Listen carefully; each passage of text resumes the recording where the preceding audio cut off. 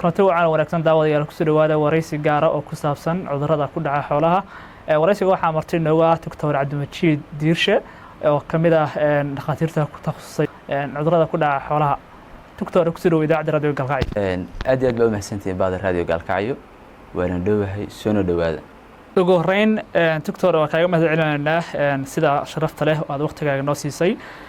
ugu horeyn Dr. waxaan nooga warbixisaa xaaladda guud ee caafimaadka xoolaha. xaaladda guud ee caafimaadka xoolaha haddaan ka warbixiyo sida wada ognahay dalkeena Soomaaliyeed waa dhul xoolo dhaqashada ku wacan waana dadka Soomaaliyeed waxa lagu tirshaa boqolkiiba 90 bulsho xoolo dhaqato ah laakiin sida caadada ah dadka Soomaaliyeed ma aha xoolo dhaqato ee xoolo rarato xoolo raacato marka fiirsin sida dadweynaha xoolaha uga faa'iideysanayaan iyo dadka Soomaaliyeed siisan xoolaha uga faa'iideysanin way kala duwan tahay taas waxa oran kara bulshadana Soomaaliyeed iminka hadda sida loo helay dhakhaatiir xoolaad waxa soo badanaya fahanka xoolo dhaqashada bulshada Soomaaliyeed. Dr. waxa sheegtay wax kale yiraahdo inaysan dadka aysan fahan guud iska haysan xoolaha. Maxaa sababay marka? dadka bulshada Soomaaliyeed fahan weyn kama haystaan dhakhaatiirta xoolaha. sababtaas waxa weeye dadka Soomaaliyeed waxa arkaysaa xanuuno xoolaha ku dhacaya iska qalanayaan mararka qaarkood ay ku weydiinayaan maxaa dhakhtar looga baahan yahay mararka qaarkood ay bulshada Soomaaliyeed ay aaminsan yihiin dabka wax dila saas laakiin ma ahan sida caafimaadka xoolaha marka aynu joogno marka dadka Soomaaliyeed waaga hore iyo hadda waxaan aaminsanahay boqolkiiba 70 inay baahi weyn ee bulshada ay u qabeen aan haqabtirnay markastana waxaan u taaganahay daryeelida dabiibada xoolaha meel kasta ay joogaan. Dr. waxa sheegtay inay dadku ay xoolaha marka ay baqtiyaan iska qashaan xoolaha la qalanaya maxaa khasaaro maxay keeni karaan wax dhibaato ka dhalan kara ma jiraan xoolaha hadii la iska qasho waxa ka dhalan kara xanuuno badan oo bulshada iyo xoolaha u kala gudba xanuunadaas waxa la yiraahdaa zoonotic disease afka qalaad laakiin waxa weeye waa xanuuno u kala gudbaya ibn aadamka iyo xoolaha xanuunadaas waxa kamid ah xanuunkan la yiraahdo burseelka kale cad iyo caanaha laga qaado oo dadka Soomaalida aad ay u yihiin waxa jira xanuuno badan waxa jira baariseedo badan tinizajinaati ay kamid yihiin looda iyo qaybtood laga qaado waxa jira kala xanuuno tira badan oo toxoplasma hooyada uurka leh laga baaro ee xoolaha ma taqaana laga qaado iyaga oo zoonotic disease ka marka xanuuno badan waxa jira xoolaha ibn aadamka u kala gudba laakiin bulshadina isu ku baraarugsaneen. Dr.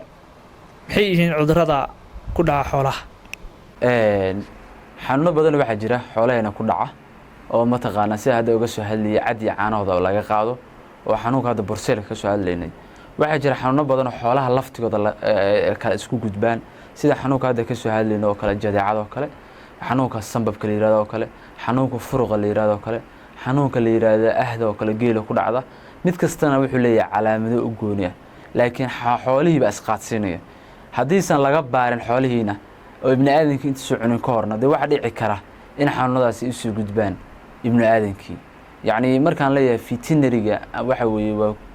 waxa ku aasaaskada bulsho caafimaad qabta waxa la helaa xoolo caafimaad qabta markii xoolo caafimaad qabta la helo ayaa wax la helayaa bulsho caafimaad qabta. Dr. waxa sheegtay inay xayawaanada dhexdooda ay isku gudbin karaan wax kale yiraahdo xanuunada sidee isku gudbin karaan marka xoolaha dhexdooda wax isku gudbin karaan sida ibn aadamka xanuunada isku gudbin karo kale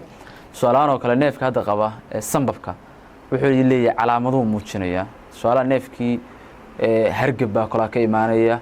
neefkii ma taqaana wuu qufacaya duray oo kale leeyahay ma taqaana diif uu leeyahay waxa oo kale uu leeyahay ma taqaana marka u fiirisin neeftii oo kale ku dhigaysa sababahaas badan markuu neefka ka dhex muuqdaan hadhow waxa dhici karta in neefkii kale caafimaadka qabay markii xarar lagu wada xareeyo in xanuunka meesha ay ka qaadaan waxa dhici karta xanuunka la yiraahdo jadeecada kale waa la mid calaamadaha hadda soo sheegnay qaybteedu uu leeyahay markii caafimaadka qaba marka reemiga waxyaalaha ugu badan ee xoolahooda xanuuno isqaadsiin waxa kamid ah neefkii xanuunsanaa iyo neefka caafimaadka qaba isku xira lagu wada xareynaya taasoo waxay sababaysaa in xanuunkii neefkii markaas ma taqaana isku sii qaadaan. Dr. ma jiraan xanuuno ku dhaca geela xanuuno badan baa wax ku dhaca geela waana badan yihiin Soomaalidu waxay u taqaanaa xanuunkan hadda la yiraahdo uuda hadda deegaanada ka jira ama ahda neefka calaamadiisa daan ku sheegay waxa uu qufacaya duray buu sameeynaya daaqii wuu joojinayaa qandhaa qabanaysa dhowdhow waqtinaya xanuunada waxaa ka mid ah oo kale dhukaanko kale ka mid ah oo ay trabasoomaha ay keenaan neefka isagoo dhan waa caatoobayaa dhogortii oo dhan baa neefkii daadanaysa hadhowna wuu waqtinayaa haddaan laga daweyn waxaa kaloo jira xanuuno badan oo ku dhaca geela sida hadda canno bararka oo kale cannadoo dhan baa neefka bararaysa kadibna gorofuu neefku noqonaya wax caanaa la dama laga maalimay haddaan laga daweyn waa hagaag doctor ma jiraan xanuuno khaasa oo ku dhaca ariga sida wada ognahay xanuuno badan baa xoolaha ku dhaca oo iyagoo aan 1 iyo 2 iyo 3 aan la oran karinba waa sidii ibni aadamku wax xanuunsadaan bayagana wax xanuunsadaan xanuuno badan ariga ku dhaca waa jira hadda soo soo hadlayno oo kale jilacad oo kale furuq oo kale sambabka oo kale iyo xanuuno tirada ka badan way ku dhacaan laakiin Soomaalida inta ay garanayso ugu caansan marka xanuunadu xooluhu nooc walba ayagu ay u kala yihiin boo si guudna u wada xanuunsadaan xooluhu doctor ma jiraan xanuun khaas oo ku dhaca looda xanuuno khaas ah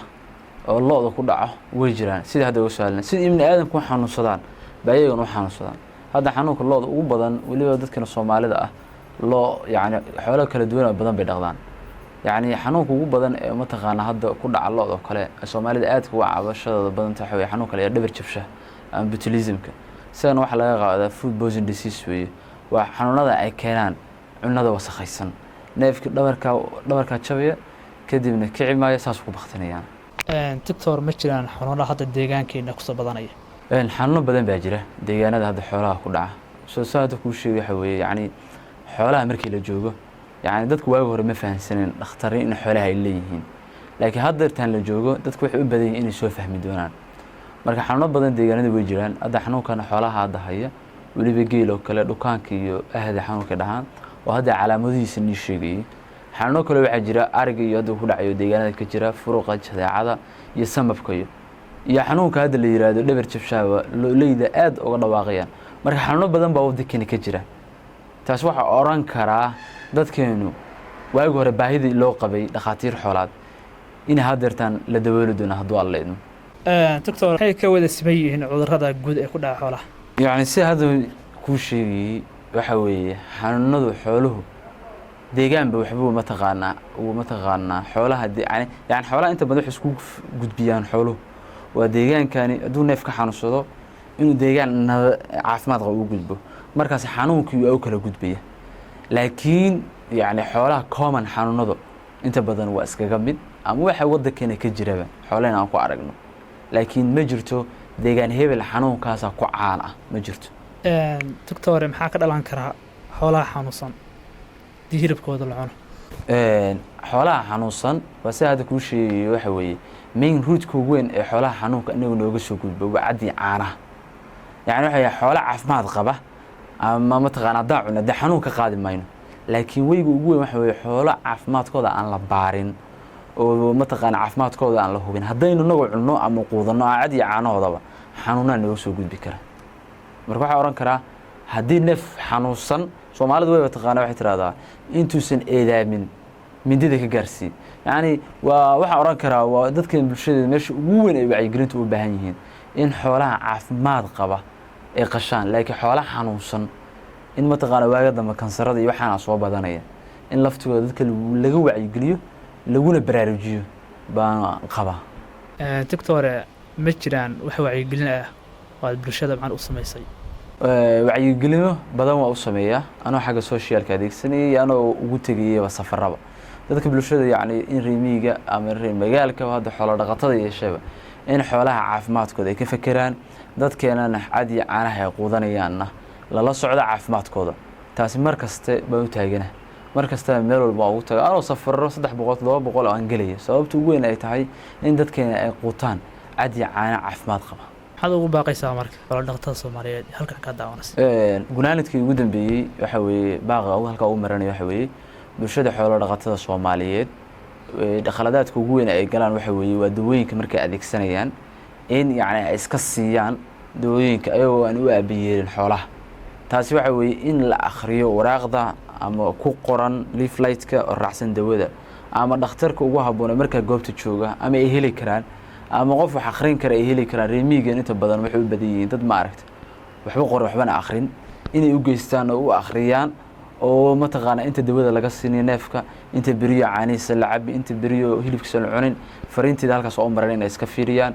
dawooyinkan dambe oo mataqaana sida mataqaana DDT oo kala ah oo khatarta adduunka waa hor laga mamnuucay oo hadda Soomaaliyeed ay adeegsato in mataqaana laftigeeda ay iska daayaan ay shilinta u isticmaalaan neefka ee dawada siiyaan oo mataqaana xanuunsanna inay sugaan inta beri jirkiisa caanihiisa iyo cadkiisa ay ka baxayso aysan cabin taasi waxa dhici karta in ay laftigooda xanuuna aan la garanin iyo kansar iyo bilaay ay ka qaadaan marka fariintii ugu dambeysay halka umarnay waxa weeye bulshada xoolo dhaqatada Soomaaliyeed inay markasta ahmiyad ay siiyaan xoolahooda sababtoo xooluhu bulshadu waa isku noosha waana la isku tiirsan yahay waana mahadsantihiin daawadayaal intaas waxaa nooga eeg wareysiga la yeelanay Dr. Cabdimajiid Diirshe oo kamid ah dhakhaatiirta bartay cilmiga xanaanada xoolaha intaan wareysiga lamada ku kulmi doono waxaan kaga tagayaa sidaas nabadgelyo